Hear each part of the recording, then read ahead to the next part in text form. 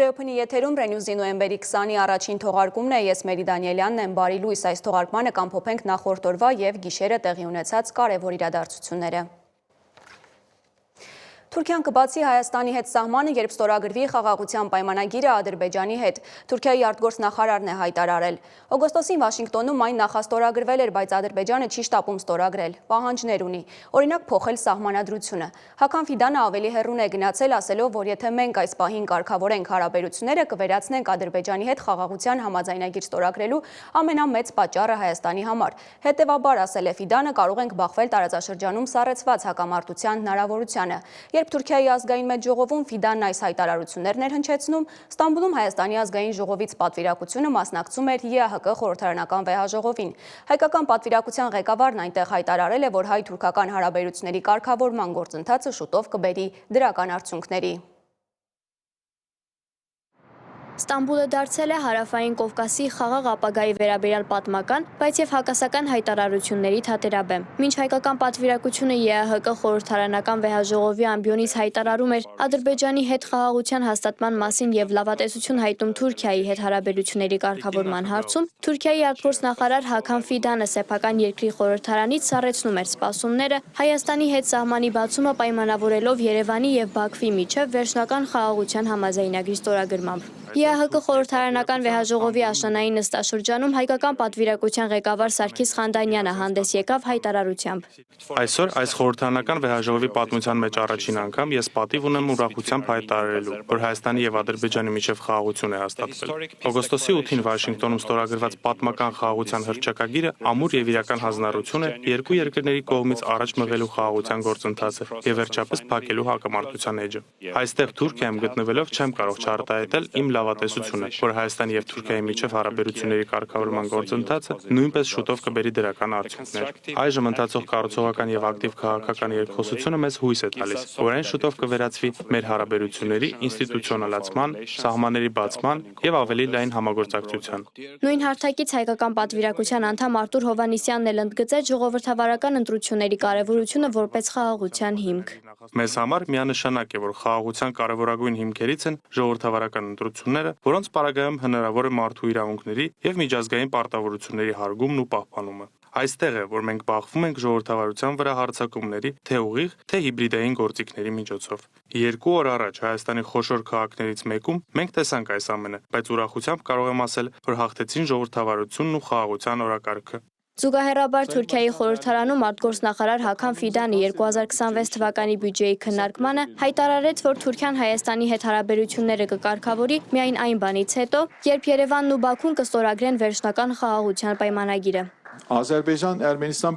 Ադրբեջանի հետ վերջնական համաձայնագրի կնքումից հետո Թուրքիան կբացի իր սահմանային դռները Հայաստանի հետ։ Երկու երկրների միջև հարաբերությունների կարգավորումը, սահմանի բացումն ու տնտեսության ակտիվացումը իրենց հայկական կողմի կարևոր հարցեր են։ Մեր հարաբերությունները Հայաստանի հետ հենց այս պահին կարգավորելով Հայաստանի ձեռքից կխլենք Ադրբեջանի հետ խաղաղության պայմանագիր կնքելու համար անհրաժեշտ ամենակարևոր շարժառիթը։ Դրանով հնարավոր է տարածաշրջանում սառեցված պատերազմի առաջ կանգնենք, ինչը չենք ցանկանում։ Թուրք վերլուծաբանի դիտարկմամբ Ֆիդանի հայտարարությունը ոչ թե Անկարայի սեփական դիրքորոշումն է, այլ Բաքվի կողմից գործադրվող ճնշման ուղիղ հետևանք։ Երբ հարցին նայում ենք Թուրքիայի տեսանկյունից, Թուրքիան իրականում հարցին ավելի սառնասիրտ է մոտենում, սակայն Ադրբեջանի միջոցով Թուրքիայում իրականացվող քարոզչությունը տեսնում ենք, որ ժամանակ առ ժամանակ արտացոլվում է պետական գործիչների խոսքերում եւ ազդում դրանց վրա։ Հենց այս համատեքստում էլ Հական Ֆիդանի երեկվա արած հայտարարությունը պետք է ասել, որ բխում էր ադրբեջանական ճնշումներից։ Խաղաղության վերաբերյալ Երևանի հրապարակային ուղերձները չփոխեցին Անկարայի համար դիրքորոշումը, ըստ որի երկկողմ հարաբերությունների կարգավորումն անհնար է առանց Բաքվի հետ համաձայնության, ինչը շատ վերլուծաբանների համոզմամբ փոխանցումներով խաղի գործնական իրագործում է։ Աննա Հարությունյան, Ռիոբն մեդիա։ Ադրբեջանը հետաքրքրված է Միացյալ Նահանգների կողմից իրականացվող Թրամփի ճանապարհի աշխատանքները արագացնելու հարցով։ Այս մասին Միացյալ Նահանգների պետքարտուղարի քաղաքական հարցերով տեղակալ Ալիսոն Հուքերի հետ հանդիպման ժամանակ Ադրբեջանի արտաքին գործերի նախարար Ջեյհուն Բայրամովն է ասել. Քննարկվել է նաև Երևանի հետ հարաբերությունների կարգավորման գործընթացը։ Հիշեցնեմ, որ ամերիկացի պաշտոնյան, որ նախորդին Երևանում էր, հանդիպել է վարչապետ Նիկոլ Փաշինյանի հետ։ Հուքերն ասել էր, որ Երևանը եկել օգոստոսյան հանդիպումների ժամանակ սահմանված տեսլականն առաջ մղելու համար։ Ադրբեջանն ի դեպ իր համար մի տհաճ պատմության մեջ է հայտնվել։ Միջազգային մի կազմակերպություն Ադրբեջանին մեղադրել է Գազայում Իսրայելի վերջին 2 տարվա արածի մեջ անուղղակի մասնակցելու համար։ Պարզվում է ըստ այդ կազմակերպության վերջին 2 տարում Ադրբեջանը եղել է Իսրայել ներմուծված հում նավթի գլխավոր մատակարարներից մեկը։ Խնդիրն այն չէ, որ Ադրբեջանն այս առումով անգնահատելի գործընկեր է Իսրայելի համար։ Հարցն այն է, որ նավթը նախ Բաքու, Թբիլիսի, Ջեյհանով հասել է Թուրքիա, հետո Իսրայել։ Ու սա այն դեպքում, երբ մուսուլմանական երկրների շրջանակում Թուրքիան էլ Ադրբեջանն էլ խոսում են իսլամական համերաշխության մասին։ Թեմային իմ գործընկեր Մոնիկա Հայրոյանն է անդրադարձել։ Ադրբեջանը հերթական անգամ հայտնվել է միջազգային սկանդալի կիզակետում, հաստատելով հանրահայտ թեզը, որտեղ կա հակամարտություն, արյուն եւ ագրեսիա, այնտեղ անպայման նշмарվում է պաշտոնական Բաքվի հետքը։ Մինչ Ալիևի վարչակարգը փորձում է աշխարհին ներկայանալ որպես խաղաղության դարաշրջանի ջատագով, նույնիսկ հավակնում է զորակազմ ունենալ Թրամփի ծրագրով Գազայում կայունացվող կամ խաղաղապահ ուժերի անձնակազմում, COP30-ի շրջանակում Oil Change International միջազգային կազմակերպությունը ուղիղ մեղադրում է Ադրբեջանին Գազայում իրականացվող ցեղասպանությանը մասնակցելու մեջ։ Ըստ զեկույցի 2023-ի նոյեմբերից մինչև 2025-ի հոկտեմբեր ընկած ժամանակահատվածում Իսրայել ներմուծված հում նավթի արդյունքի բաժինը 70%-ը մատակարարվել է Ադրբեջանից եւ Ղազախստանից։ Սա դասական ադրբեջանական գործելավոճ է։ Մի ձեռքով իսլամական համագործակցության կազմակերպությունում խոսել մահմեդական համերաշխությունից, մյուս ձեռքով վառելիքով սնուցել իսրայելական տանկերը։ Զեկույցը փաստում է, որ ադրբեջանական նավթը Թուրքիայի տարածքով Բաքու, Թբիլիսի, Ջեյհան խողովակաշարով հասել է Իսրայել։ Թեև փաստաթղթերում որպես ծագման երկիր նշվել է Թուրքիան, իրականում մատակարարվողը ադրբեջանական նավթ էր։ Ղազախական նավթը Ռուսաստան է մատակարարվել Կասպյան խողովակաշարային կոնսորցիումի խողովակով, որտեղ Սև ծովի նավահանգիստներով ուղարկվել է Իսրայել։ Թեև փաստաթղթերով մատակարարումները ձևակերպված են եղել որպես ռուսական, սակայն 56 խմբականակից 55-ը իրականում եղել է ղազախական հում նավթ։ Իսրայելին վերամշակված նավթի մատակարարների շարքում առաջատար դիրքեր են զբաղեցնում Ռուսաստանը, Հունաստանը եւ ԱՄՆ-ն։ Ընդ որում Միացյալ Նահանգներն է ռազմական ինքնաթիռների համար նախատեսված GP-8 ռեակտիվ վառելիքի միակ մատակարարը։ Տեխասից ժամանած 9 լցանավ Իսրայել է հասցրել 360,000 տոննա GP-8 վառելիք։ Այն երկրները, որոնք նշված ժամանակահատվածում վառելիք են մատակարարել Իսրայելին, դա արել են լիովին գիտակցելով Իսրայելի կողմից իրականացվող վայրագությունները։ Ցեղասպանության նավթից գոյացած գումարները բնականաբար ուղղվում են ոչ թե Ադրբեջանի բնակչության բարեկեցությանը, այլ հերթական ագրեսիվ ծրագրերի ֆինանսավորմանը։ Ադրբեջանի ֆինանսների նախարար Սահիլ Բաբաևը խորհրդարանում հպարտությամբ հայտարարել է, որ 2026 թվականի բյուջեի առաջնահերթությունը մնում են ռազմական ծախսերը։ Թվերը խոսուն են։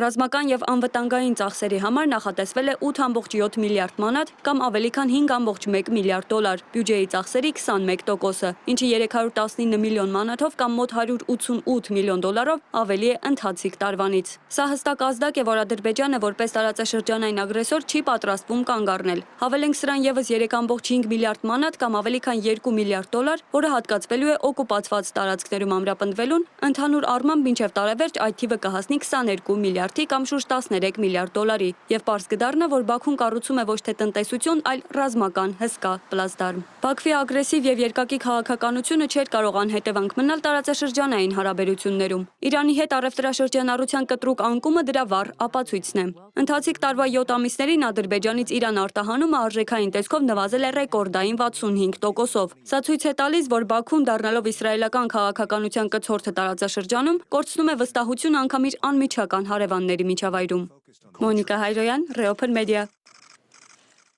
Իրականում նավթը ոչ միայն մեր տարածաշրջանում, այլև ամբողջ աշխարհում վճռորոշ դեր է խաղում քաղաքական ամենակարևոր որոշումներում։ Նախորդ օրվա միջազգային գլխավոր իրադարձությունը ևս կապված է նավթի հետ։ Սաուդյան Արաբիայի թագաժարանգը հանդիպել է Թրամփին Սպիտակ տանը։ Խոսելու շատ հարցեր կան, որովհետև Սաուդյան Արաբիան այնպիսի երկիր է, որ կարող է քաղաքական որոշումներով տակնու վրա անել նավթի համաշխարհային շուկան, ազդել նավթի հետ կապ չունեցող բազմաթիվ զարգացումների վրա։ Եվ ահա թագաժարանգի այցի առթիվ Թրամփի ընդունելությանը մասնակցել է նույնիսկ Սաուդյան Արաբիայում հանդես եկող ֆուտբոլային գերաստղ Կրիշտիանո Ռոնալդուն։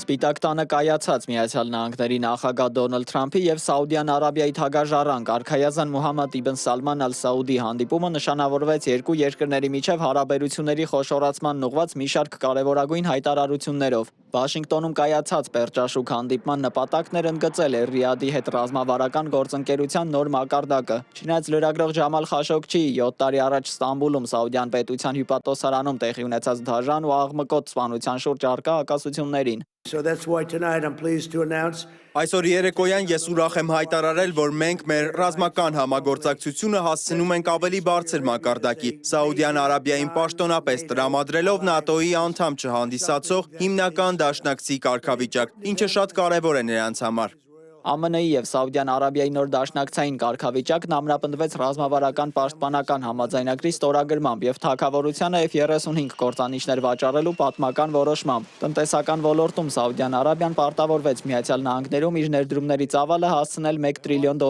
կենտրոնանալով արհեստական բանականության եւ միջուկային էներգետիկայի վրա։ Նախագահ Թրամփը բարձր գնահատեց հագաժառանգի բարեփոխումները, դրանք ժամանակակից հրաշք անվանելով։ Հանդիպան լայնածավալ նշանակություն ընդգծում էր ընթրիքի հյուրերի բազմազան կազմը, որտեղ ներկա էին Իլոն Մասկը, Վաշինգտոն այցի ընթացքում արքայազնին ուղեկցող ժամանակակից ֆուտբոլի գերաստղ Քրիշտիանո Ռոնալդոն եւ բարձրաստիճան քաղաքական գործիչներ։ Ռոնալդոյի ներկայությունը խորհրդանշում էր սպորտի միջոցով Սաուդյան Արաբիայի համաշխարհային ազդեցության մեծացման ուղղված ջանքերը։ Ռազմավարական մերձացման ֆոնին, սակայն չէր կարող աննկատ մնալ լրագրող Ջամալ Խաշոգչիի սպանության հարցը։ Շատերի կարծիքով թագաժառանգի այցի հիմնական նպատակներից մեկը 2018 թվականի այդ դաժան սպանությունից հետո իր վարկաբեկված միջազգային իմիջի վերականգնումն էր։ Օվալաձև աշխատասենյակում կայացած հանդիպմանը նախագահ Թրամփը պաշտպանել է թագաժառանգին։ as far as this gentleman is concerned. Ինչ վերաբերում է այս պարոնին, նա ֆենոմենալ աշխատանք է կատարել։ Դուք նշում եք մեկին, որը չափազանց հակասական անձնավորություն էր։ Շատ մարդիկ չէին սիրում այդ պարոնին, որի մասին խոսում եք անկախ նրանից դուք նրան սիրում եք թե ոչ։ Ինչ որ բաներ պատահեցին, բայց մեր հյուրը դրա մասին ոչինչ չգիտեր, եւ մենք կարող ենք սրանով ավարտել։ Պետք չէ նման հարց տալով անհարմար դրության մեջ դնել մեր հյուրերին։ Թրամփի այս խոսքերին արձագանքել է Ջամալ Խաշոգչիի այրին, Հանան Էլաթր Խաշոգչին, որն իր խորը վիշտն է հայտնել նախագահի բնութագրման կապակցությամբ։ Ես ինձ շատ վատ զգացի, որովհետև Դոնալդ Թրամփը նկարագրեց ուրիշ մեկին, ոչ թե Ջամալին։ Եվ ես կցանկանայի մի օր հանդիպել նախագահ Թրամփի հետ եւ նրան ներկայացնել իսկական Ջամալին։ Նրա հետ կիսվել, թե ով էր իսկական Ջամալը, որքան անկեղծ, քաջ, հիանալի մարդ է նա եղել։ Ինքը թագաժառանգ արքայազն Մոհամմադ բին Սալմանը նույնպես անդրադարձել է թեմային, տեղի ունեցածը որակելով հսկայական սխալ։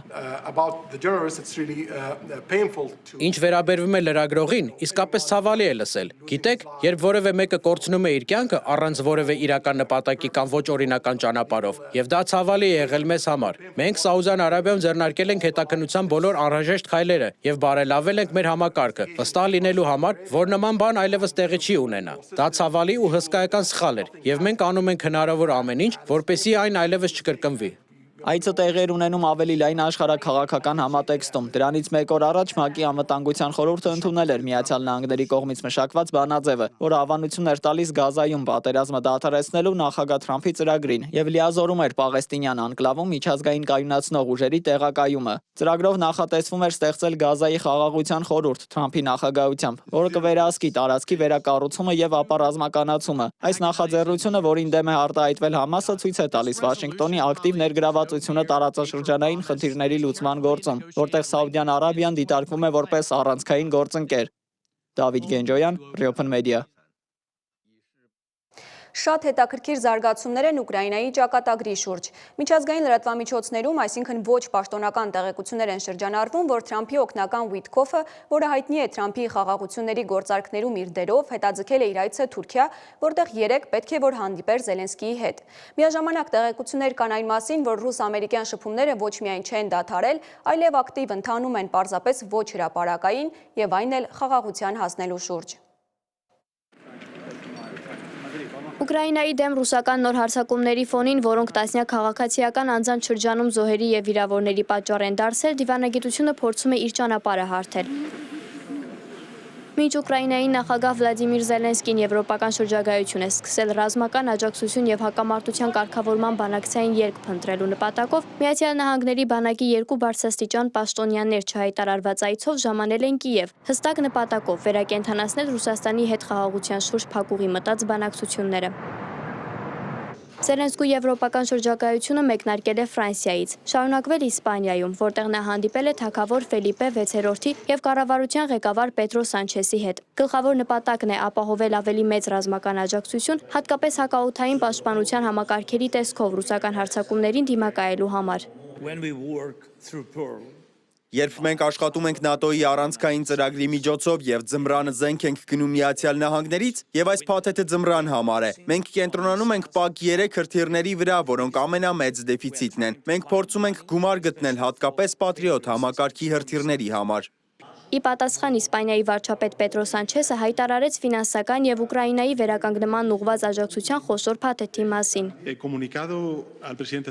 Ես նախագահ Զելենսկուն հայտնել եմ, որ մեր երկիրը հենց այսօրվանից գործի կդնի 200 միլիոն եվրոյի ֆինանսական աջակցության նոր գործիք Ուկրաինայի վերակառուցումը խթանելու համար։ Հետևաբար, մենք խոսում ենք 817 միլիոն եվրոյի մասին, որը Իսպանիան կմոբիլիզացնի նախ աջակցելու ուկրաինական բանակին, Սավթիչի դեմ երկրի ազատության եւ տարածքային ամբողջականության պաշտպանության գործում։ Երկրորդ, պաշտպանելու նրա քաղաքացիական բնակչությանը եւ վերջապես խթանելու Պուտինի նեոիմպերիալիզմի հետևանքով վնասված ենթակառուցվածքների վերակառուցումն ու արդիականացումը։ Զելենսկու շրջագայությանը զուգահեռ ամերիկյան բանակի քարտուղար Դեն Դրիսկոլը եւ բանակի շտաբի պետ գեներալ Ռենդի Ջորջը դարձել են Պենտագոնի ամենաբարձրաստիճան պաշտոնյաները, որոնք այս շաբաթ այցելել են Ուկրաինա։ Ըստ Պոլիտիկոյի նրանց առաքելությունն է ճնշում գործադրել Ուկրաինայի ղեկավարության վրա Ռուսաստանի հետ խաղաղության գործընթացը վերսկսելու համար։ Սպասվում է, որ Դրիսկոլը առանձին կհանդիպի նաեւ ռուս պաշտոնյաների հետ։ Ուկրաինայի նախագահի հաջորդ կանգառը Թուրքիան է։ Զելենսկին մեկնել է Անկարա իր թուրք գործընկեր Ռեջեփ Թայիպ Էրդողանի հետ հանդիպման օրակարգով, հույս ունենալով, որ Թուրքիան կարող է կրկին միջնորդի դեր ստանձնել հակամարտության հանգուցալուծման գործում։ Завтра у мене зустріч з президентом Ердоганом.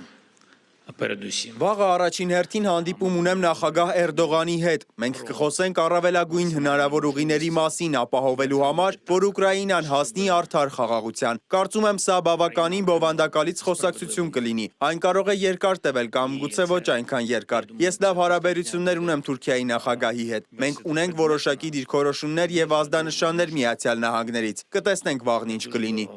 Подивимось у мене.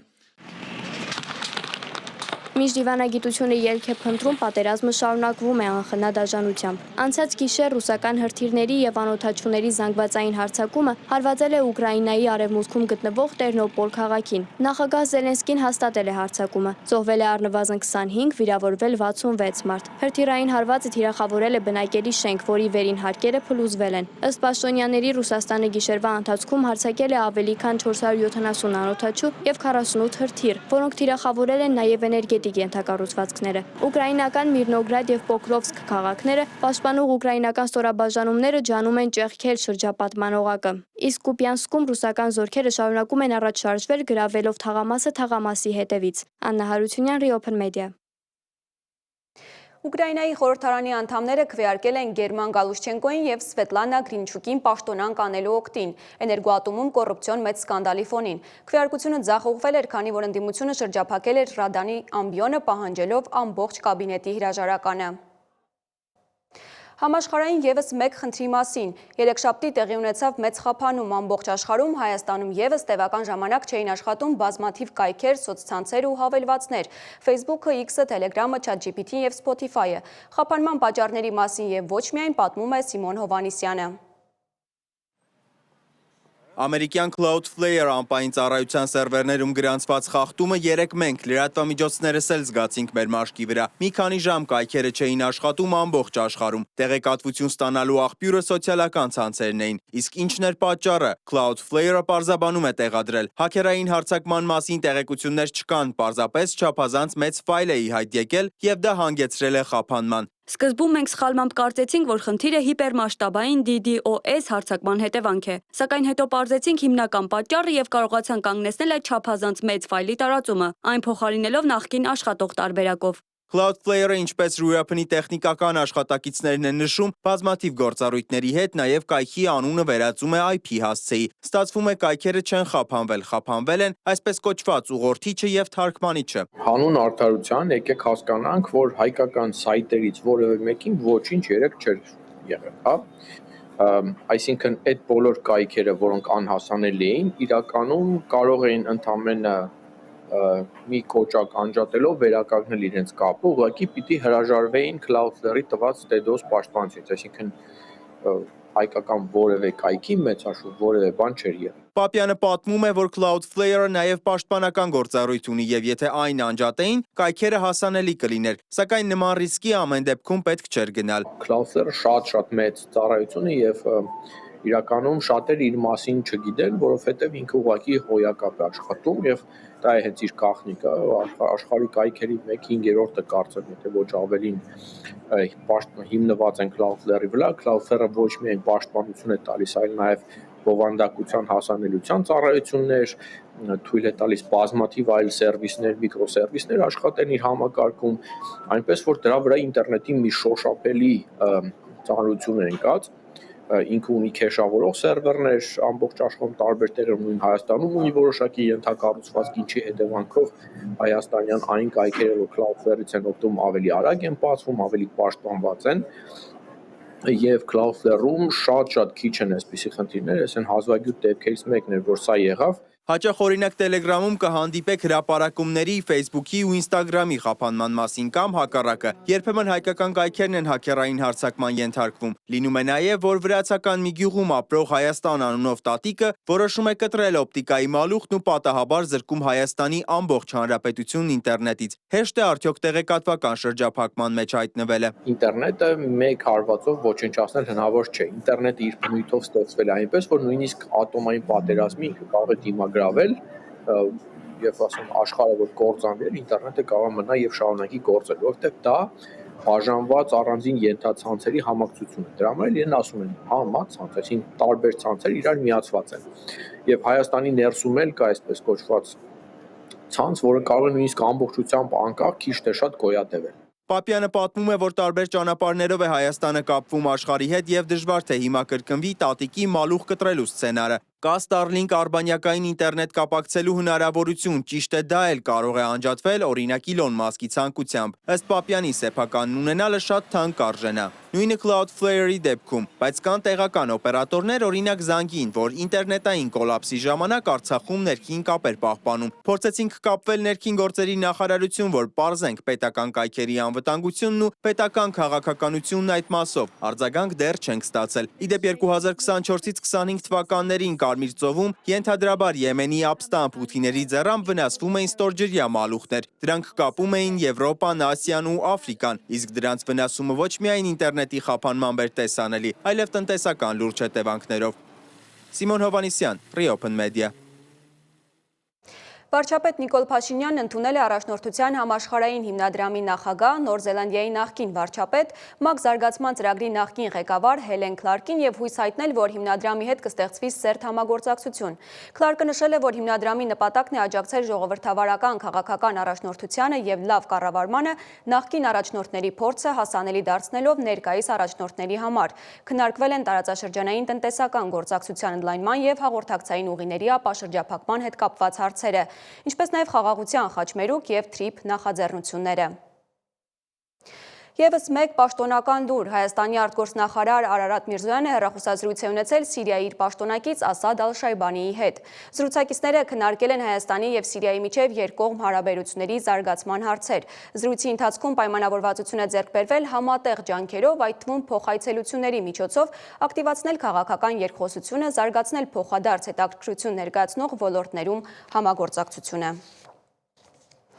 Երևանի նախկին քաղաքապետ Տարոն Մարգարյանից դատախազությունը հսկայական միջոցներ է ուզում բռնագանձել։ Փաստաբանի խոսքով Տարոն Մարգարյանն ապօրինի գույք չունի, դատախազությունն էլ այլ կարծիք ունի։ Մանրամասները ռեպորտաժում։ Երևանի նախկին քաղաքապետ Տարոն Մարգարյանի գույքի ու դրամական միջոցների վրա կալանք է դրված։ Գլխավոր դատախազությունը պահանջում է Մարգարյանից եւ նրա հետ կապված անձանցից բռնագանձել 2 միլիարդ դրամի կամ մոտ 5 միլիոն դոլարի գույք եւ դրամական միջոց ապօրինի ծագում ունեցող գույքի բռնագանձման հայցով։ Միայն Տարոն Մարգարյանի 77 կոտորակ 7 հայտնի հասցեով գտնվող առանձնատան շուկայական արժեքը 324 միլիոն դրամ է գնահատվել։ Նախկին քաղաքապետից պահանջում են նաեւ 4 տրանսպորտային միջոց, որոնց շուկայական արժեքը շուրջ 61 միլիոն դրամ է գնահատվում։ Ներառում է նաև մեկ անշարժ գույքի շուկայական արժեքը, որը կազմում է 600 միլիոն ՀՀ դրամ, ինչպես նաև մի շարք շարժական գույքերի սարքավորումների շուկայական արժեքները շուրջ 12 միլիոն դրամ։ Տարոն Մարգարյանի նկատմամբ հանրային քրեական հետապնդումը հարուցվել էր այն բանի համար, որ նա զբաղեցնելով Երևանի քաղաքապետի առաջին տեղակալի, ապա Երևանի քաղաքապետի պաշտոնները առերևույթ շահադիտական եւ անձնական այլ շահագործությունից ելնելով չարաշահել է իր պաշտոնեական լիազորությունները, այլ անձանց օժանդակությամբ իշխանական ծառայողական լիազորությունները եւ դրանցով պայմանավորված ազդեցությունն օգտագործելով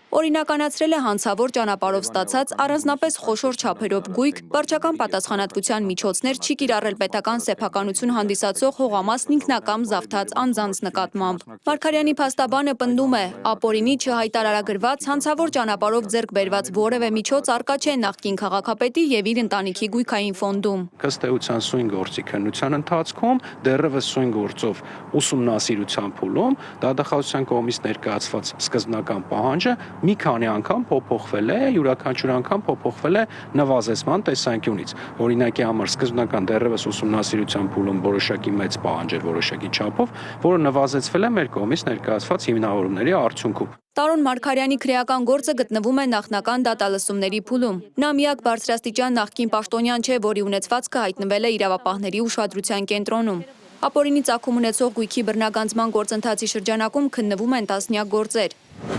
Հայաստանի երկրորդ նախագահ Ռոբերտ Քոչարյանին դատախազությունը 2023-ին հայց է ներկայացրել, պահանջելով բռնագանձել շուրջ 2 միլիարդ դրամի ենթադրյալ ապօրինի գույք։ 2025-ի դրությամբ գործը դեռևս գտնվում է դատաքննության փուլում եւ վերջնական վճիռ չկա։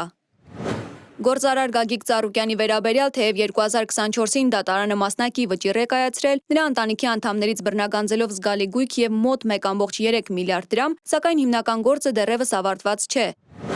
Հայաստանի նախկին ոստիկանապետ Վլադիմիր Գասպարյանի եւ ընտանիքի անդամների դեմ հայցը ներկայացվել է դեռևս 2020-ին դրամական եւ գույքային բռնագանձման պահանջով։ Նրանից կբռնագանձվի 35 միլիոն դրամ, դատական ակտը մտել է օրինական ուժի մեջ։ 2018-ից 24 թվականների ընթացքում ըստ գլխավոր դատախազի ընթացիկ եւ ավարտված քրեական վարույթներով, իսկ 2023-ից նաեւ ապօրինի ծագում ունեցող գույքի բռնագանձման գործիքակազմի կիրառման արդյունքում հանրապետությանն են վերադարձվել ավելի քան 210 միլիարդ դրամի կամ 536 միլիոն դոլարի գույք եւ դրամական միջոց։ 2021-ից 25 թվականներին հակակոռուպցիոն դատարանի վարույթում գտնվող 152 հայցադիմումներով արգելանք է դրվել շուրջ 1500 անշարժ գույքի, 290 շարժական գույքի, 400 իրավաբանական անձանցում մասնակցության իրավունքի, 540 միլիարդ դրամի վրա։ Մերի Դանիելյան, Open Media։ Եվ վերջում սոցցանցերում մեծ արագությամբ տարածվում է համաշխարհային նոր թրենդ։ Մարդիկ DNT թեստ են հանձնում եւ իրենց զարմանքն ի ցույց դնում աշխարհով մեկ իրենց էջերում։ Երևի նկատել եք վերջին տարիներին այս երևույթը եւս կար, որ օրինակ Թուրքիայում մեկը պարզում է, որ ավելի շատ հայ է, քան հույն, բայց ավելի շատ հույն, քան թուրք եւ այլն։ Բայց անպատասխան է հարցը, թե որքանով է DNT այս օրինակ թեստը գիտականորեն հիմնավորված։ Եթե պատրաստ ես վճարել 30-ից 200 դոլար, թքի անալիզ ուղարկել լաբորատորիա եւ սպասել մոտ 3 շաբաթ, ապա կստանաս մի խոստումնալից հարցի պատասխան, թե իբր ինչ ազգերի խառնուրդ է ձևավորել հենց քո գենետիկ քարտեզը։ Այսօր կփորձենք հասկանալ, թե իրականում ինչ են չափում էթնիկ DNT թեստերը, ինչ սահմանափակումներ ունեն եւ որտեղ է ավարտվում գիտությունը ու սկսվում մարքեթինգը։ Այս լուրջ լաբորատոր հետազոտությունը տիկտոկյան ու ինստագրամյան թրենդ է դարձել, տարածվել աշխարհով մեկ։ Թուրքիայում, Ադրբեջանում, Վրաստանում, Իրանում շատերը պարզում են, որ այն ազգության հետ, որ իրենց միշտ ասոցացրել են, իրականում կամ առնչություն չունեն, կամ էլ շատ քիչ են կապված։ Իսկ այս օգտատերն էլ պարզել է, որ ավելի շատ հայ է, քան թուրք։ Մի քիչ գենետիկայի մասին, մազերի ու աչքերի գույն, բնավորության որոշ գծեր, սովորություններ, հենց գենետիկայով են կոդավորված։ Օրինակի համար ցուրտ տեղը, որ մարդիկ ապրում են, դուք տեսած կնեք Թիբետում օրինակ, իրենց քթանցքները ուրիշ ձև են, աչքերը նեղ են։ Այդ սաղ ֆենոտիպիկ արտահայտումներ է գեների, որոնք ուրեմն ժառանգապես, ժառանգից ժառանգ վերածվում են, այսինքն վերցվում է, այսպես ասած, բնությունը վերցվում է այն հատկանիշները, որոնք ավելի հարմարված են տվյալ արտաքին ազդեցություններին։ ԴՆԹ թեստի միջոցով էթնիկ ծագում պարզելը 15 տարի առաջ էլ կար, իսկ հետազոտությունները գիտնականները դեռ 80-ականներից են անում, իսկ որքանով են դրանք ճշգրիտ։ Ճշգրտությունը հետևյալն է, ինչ վերաբերում է ուրեմն գենետիկական տվյալներին, զուտ գենետիկական տվյալներին, այսինքն այդ մասնագիտական տվյալներին, ճիշտ է, նրանք չեն խաբում, բայց այստեղ կա որոշակի շեղում, որը այդքան էլ գիտական չի, քանի որ նրանք ուզում են ներկայացնեն ոչ թե աշխարհագրական արմատները, այլ ներկայացնում էթնիկական արմատները։ Այդտեղ արդեն շատ մեծ ես չէի ասի խաբեբայություն, բայց շատ մեծ շեղում կա։ Լևոն Եպիսկոպոսյանը պատմում է, որ իր գործընկեր գիտնականներից մեկն էլ մի քանի ազդեցիկ լաբորատորիաներում հանձնել են նույն թեստը։ Ինքը 3 ընկերության համար այդ փաստորեն իր բանը ուղարկեց, իր նմուշները ուղարկեց եւ 3 տեղից էլ ստացավ տարբեր պատասխաններ։ Ակտիվիստ Արշակ Մակիչյանը թուրք ընկերներ ունի, պատմում է, որ արել են ԴՆԹ թեստ ու շոկի ենթարկվել։ Այո, ես ընկերներ ունեմ, ովքեր կարելի ասել թաքնված հայեր են, ովքեր անցել են այս թեստը, եւ նրանք պարզել են, որ իրենք հայ են, քանի որ իրենց տատիկ պապիկները պատմել են, որ ընտանիքում հայեր լինելու մասին պատմություններ են լսել։ Թուրքիայում սա ավելին է, քան ուղղակի ԴՆԹ թեստը, վերլուծաբան Հասան Օքթայի կարծիքով, այս թեստերի արդյունքները Օվկիանոսում ընդամենը 1 կաթիլ են։ Թուրքիան 85-ից 90 միլիոն։ Այն, որ 2000 մարդ նման հակում ունի, չի նշանակում, որ ընդհանուր առմամբ նման անհանգստության կամ հորետեսության մեջ են ընկել։ 90%-ով մենք թուրք ենք եւ Թուրքիայի Հանրապետությունում ապրող այս դրոշը, այս անձնագիրը կրող յուրաքանչյուրին մենք թուրք ենք անվանում։ Այսինքն ենթադրենք 3 սերունդ առաջ մեր ընտանիքում հայկական կամ հունական ԴՆԹ է հայտնաբերվել։ Մենք դա խնդիր չենք համարում։ Երևանում մի քանի լաբորատորիաներ կան, որ նման ծառայություն են մատուցում, ճշտել են արժեքները, պատասխանների ժամկետները։